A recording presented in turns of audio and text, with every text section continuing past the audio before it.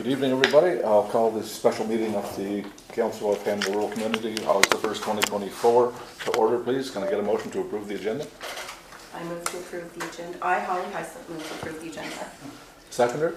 I, Councillor McKenzie, second. Any questions, comments? All those in favor signify by saying aye. Aye. Contrary minded? Motion carried. Thank you, Council. Now, item 3, we have a funding request for the Yoho Lake Association. We didn't do the minutes. Oh, sorry, missed the minutes. Okay, I need a motion to adopt the minutes from July 17th, 2024 regular meeting of council. I, Councillor Fox, move to adopt the minutes of the July 17, 2024 regular meeting of council. Seconder? I, Councillor Holt, second. Any questions, errors, omissions, comments? All those in favor signify by saying aye. Aye. Contrary minded? Motion carried. Thank you, council. Now we got to move to item. Oh, any disclosures, council? No disclosures. Great, thank you. Moving on to item 4, funding request from Yoho Lake Association Water Monitoring Program. Anybody want to speak to this one? I will, or I can wait till the last, it really doesn't Okay. matter. So, anybody have any comments? We should have a motion first. Yeah. Oh, yeah, We should need a yeah. motion. We need a motion. All right, Okay, I'll get a motion for the funding request. okay. I, Susan Jonah, Deputy Mayor, move to authorize and direct the clerk to make a donation in the amount of $600 to the Yoho Lake Association, a registered nonprofit organization to support efforts to monitor the health of Yoho Lake. Seconded. I, Councillor McKenzie, second.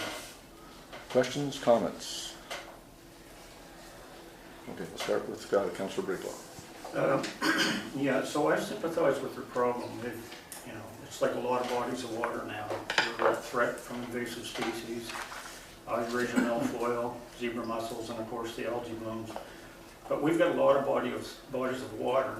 With the amalgamated community, we've got a lot of St. John River frontage now below the dam. We also have the head pond with a lot of development along there. We have several inlets off the head pond, which are like lakes. We've got Longs Creek, Kelly Creek, we've got Hammerbrook Basin, which we've just approved development for that area. There's some other inlets, and we also have several streams that properties front on. I just think to approve this opens the door for something that we don't want to get into. I think it should be the responsibility of the Lake Association or some other funding source. I don't feel that Hannibal should be responsible for this. Okay, thank you. Councillor McKenzie. My thoughts are actually almost a contrast of that. So this is, kind of goes along the lines of the timing is interesting, but I swear to God I didn't reach out to them or anything like that. I didn't mention anything to anybody. This is exactly what I was talking about at our last meeting, that I'm worried about the protection of the lake. And this is one of the reasons I don't want to have like other boats and stuff from other places coming in, because we don't have a place to clean them and stuff like that. And any introduction of algae or bacteria into that ecosystem could completely change the ecosystem with it. So I am in support of this. Councillor McLeod, any questions? No, I haven't. Any comments? Councillor Holt. Councillor Bringland brings up a very valid reason. Okay, should we open ourselves up to, well, you did it for Yoho, okay, you should be doing it for us, etc., etc., etc. I totally agree with the fact that, yeah, there are risks involved with the lakes, and there are opportunities for things to happen. But should it be the council's responsibility, okay, to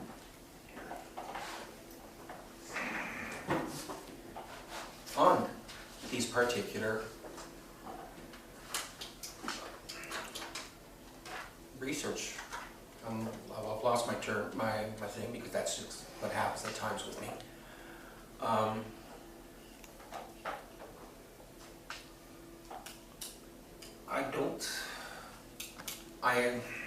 Again, I apologize, I just am not thinking properly today. It's just not, the brain's not functioning the way it normally does.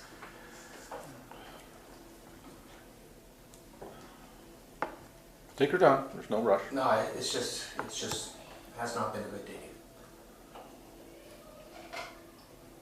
It's important, yes, and I can understand understand where Darren's coming from, okay? But I also understand where Councilor Bringwell is coming from. And to me, it's just opening up, I'm not gonna say a can of worms, but it's opening up this council to, okay, well, you did it for here, you did it for here, you did it for here. God knows what the costs are going to be if in turn somebody decides to run with it, or various communities decide to run with it. That's where I'm sitting. Okay, thank you, Councillor Holt. Councillor Fox? Yeah, I think, you know, I can see sort of everybody's comments and understand where they're coming from. I guess my approach with this is that it's a small lake. It is a lake that has a lake association. I'm not aware that there are others within Hanwell that exist, but this is a lake association. It's a registered nonprofit. We often grant to registered nonprofits.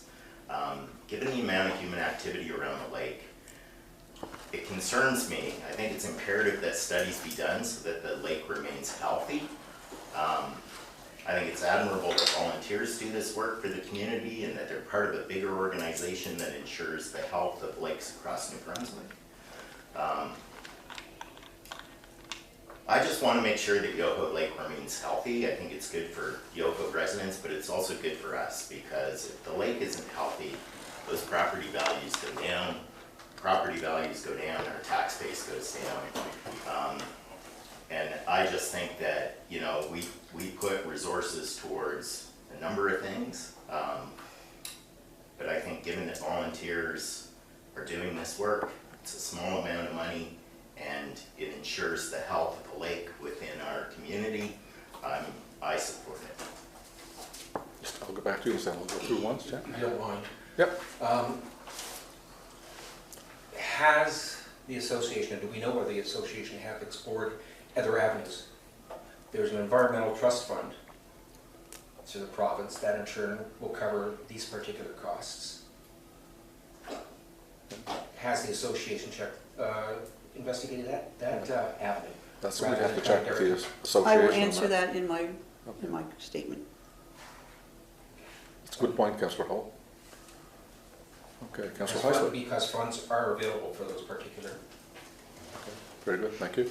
Councillor Heisler. Well, I can understand everyone's comments and whatever, but I guess first and foremost, I'd like to commend the volunteers for their diligence with the water monitoring and Yoho Lake over the past few years.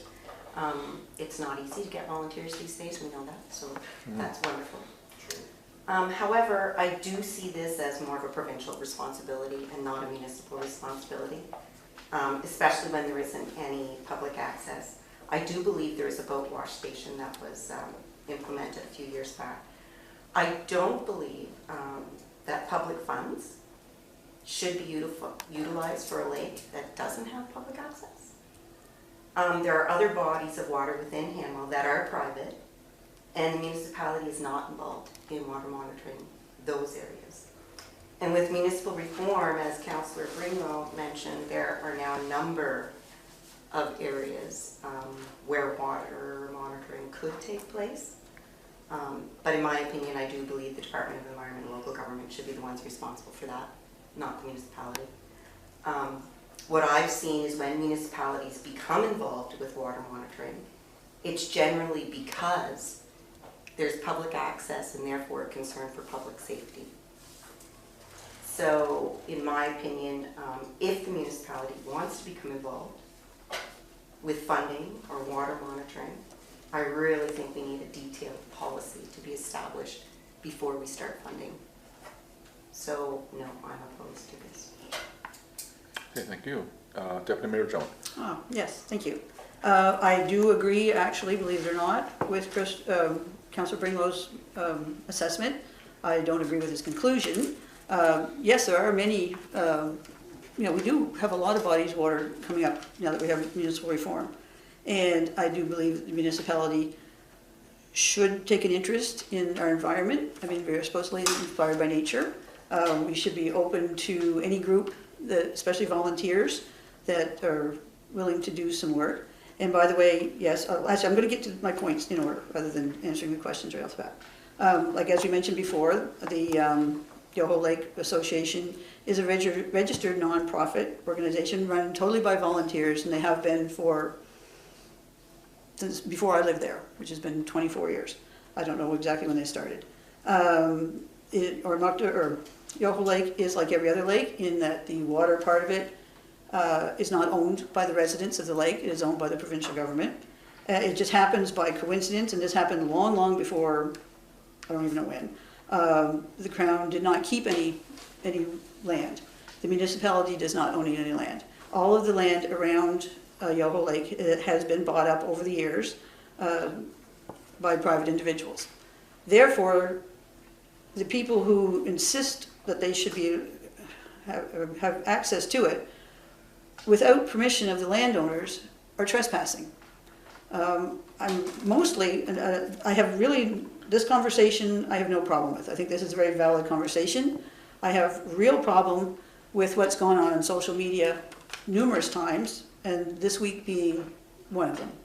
And I would like to point out that it is precipitated by two former members of council who are supposed to be community-minded, who, inspired by nature, looking out for the whole community, not maligning volunteers. And that is the thing that is bothering me the most. I really don't care what they say about me.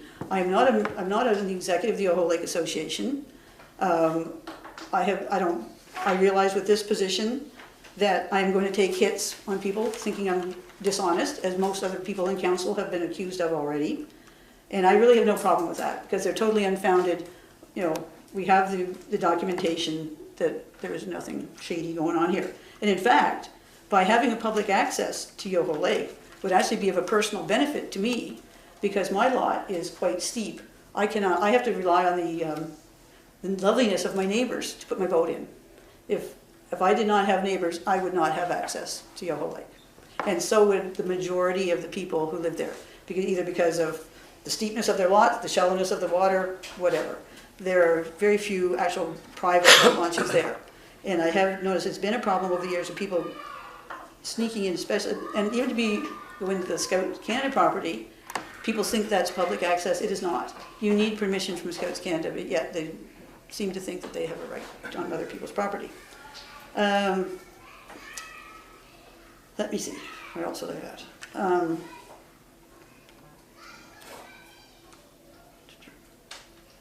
I guess my other big point is no other group who've ever, and this has gone on for years, this is not the first time that this issue at Yoho Lake has come up.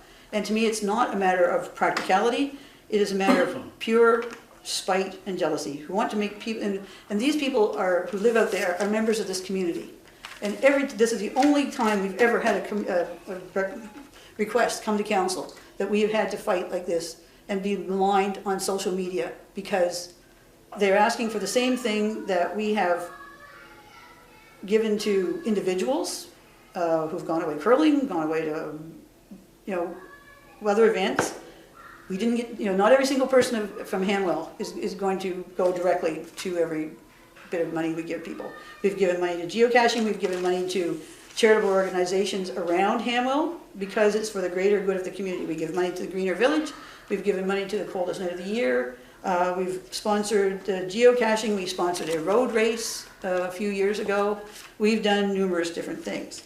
We've also committed $325,000, I believe it is, to the playground at the school, of which the children of Yoho Lake do not go to.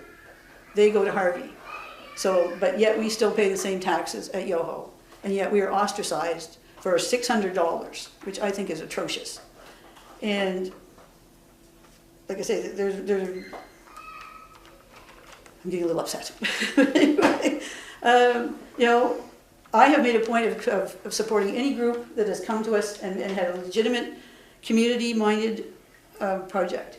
And as far as, like I say, with the lakes and the stream, well, first of all, the streams and the outlets and whatever, yes, there are going to be issues in the St. John River, there's going to be all these outlets, and to be perfectly honest, even Hercourt Lake, which actually is, as far as I know, the only completely man-made private lake built for a community, for a subdivision.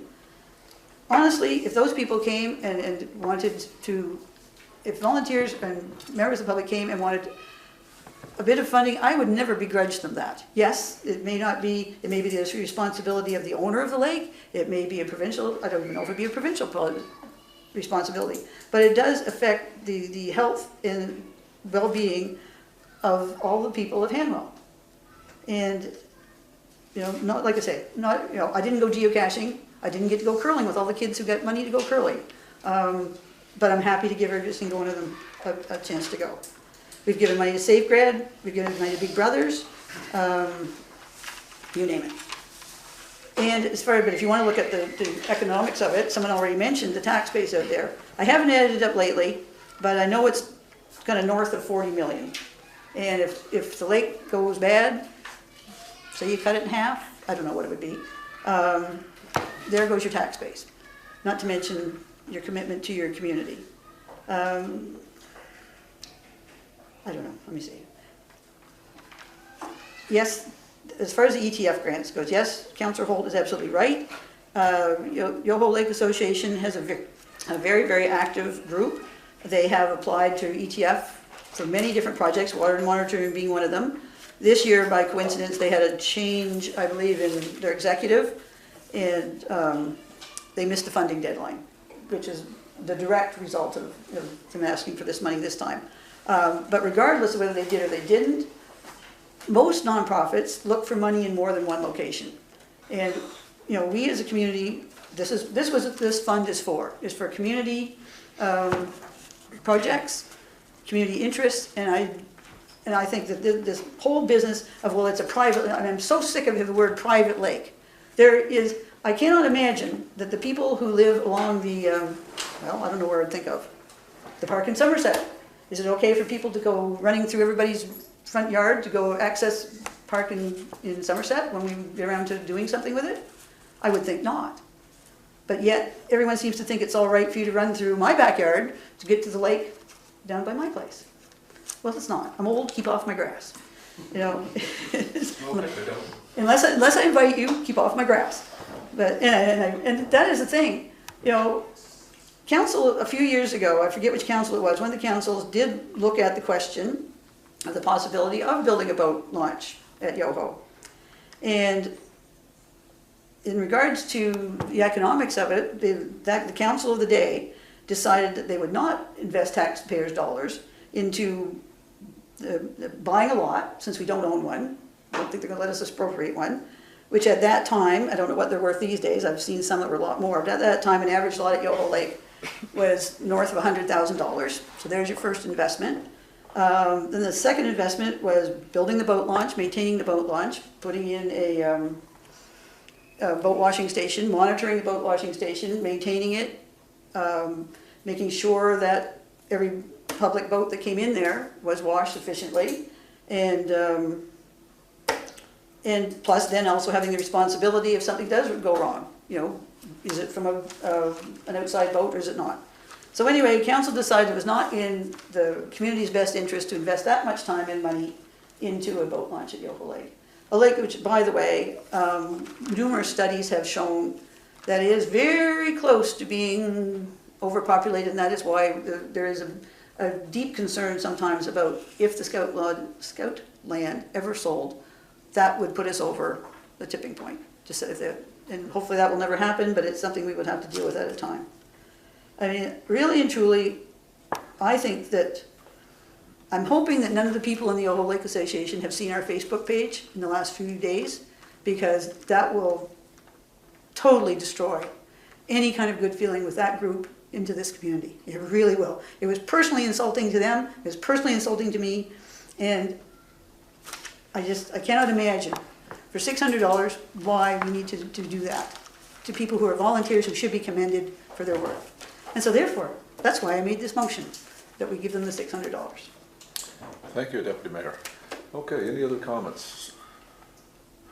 Okay, well, there's obviously there might be a little difference or whatnot in opinion, so I'm going to poll each one at a time. So either for the motion or against the motion with either a yes or a no. So I'm going to start with Councillor Briglow. I'll be a no. Councillor McKenzie. Yes. Councillor Declan. Yes. Councillor Holt. No. Councillor Fox. Yes. Councillor Heislett. No. And Deputy Mayor Jonah. Yes. So we have 4-3, motions carried. Thank you, council. Okay, moving on to item 5, working along policy amendments. I'm going to call our CAO. She wants to give us an update on that. Sure, so council, we adopted the working along policy back in 2020. However, we're working on our WorkSafe plan with WorkSafe New Brunswick. And they actually are requiring us to have certain wording in our policy. So the policy that you have in front of you are those changes. So under the management, the copy that I gave you yesterday, it said, it was just the wording on it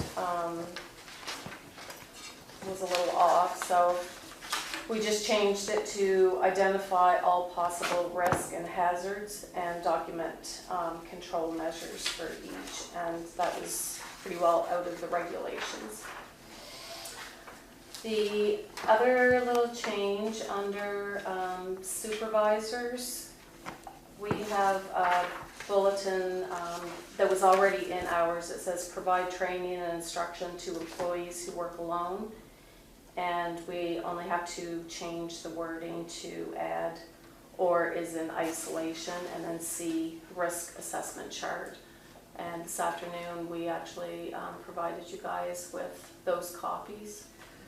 And this will be in our WorkSafe binder that's got all of those forms anyway. And same under employees. This afternoon we provided you a copy of that Appendix A. That was the orientation overview. So if everybody is okay with that, that's kind of how it is supposed to be worded. So. Okay, can I get a motion, please? Councillor Holt, move to adopt the amendments to policy 2020-1, working along policy. Seconder, please. By Councillor Brumlow, second the motion. Okay, questions, comments? All those in favor signify by saying aye. Aye. Contrary minded? Motion carried. Thank you, council. Item 6, municipal capital and borrowing board application. Can I get a motion, please? Do you want me to discuss it first? No, you make a We'll motion. discuss it after we get the motion on the floor. Motion? All right, I, Deputy Mayor Jonah, make the following motion. Be it resolved that the local government of the Hannibal Rural Community submit to the Municipal Capital Borrowing Board an application for authorization to borrow for a capital expense with the following term and amount. Purpose, protective services fire truck. The amount, $1.2 million for a term of 15 years.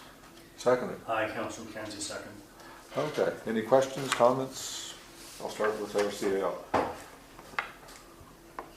Okay, so as you know, the fire departments have been transferred over to us from the government during the reform, and over the next few years there are going to be a few fire trucks that are going to have to be replaced. So this is our first one. Because we are fairly new to having the fire departments, we haven't had a chance to be putting money aside for them. So we will have to borrow for this one. So the amount that we are asking is the 1.2. The truck may come in a little bit less than that. It will be ready. We were hoping that it might be ready in November. It's actually not going to be ready until February of 2025. So all we are asking right now, when I put in an application to the Municipal Capital Borrowing Board, is that they are giving us authorization to be able to borrow this money. So then we will be able to tell the company that we can get it. This, because fire trucks are very unique, there's only a couple of companies around that even do them. This is not something that has to be sent out in a tender. So with that, we can move forward with it. And we will not, it will be in the spring that we will actually borrow the money. So that is when we'll actually know what it is or whatever, so it could come in at, we'll say, $1 million or whatever, and that's all. They'll do up the paperwork at that time, and that's all we would borrow, so we're not committed to the 1.2 if we don't need the 1.2. Also, with that, in my projected report that we did, we had to kind of do a projection of what our revenue and expenses were going to be over the next 5 years, just to see if we are able to fund this. Hanwell is in excellent financial shape, and we actually, based on our municipal assessments, we can actually borrow $20 million a year and still be able to survive, so we're only asking for like the 1.2.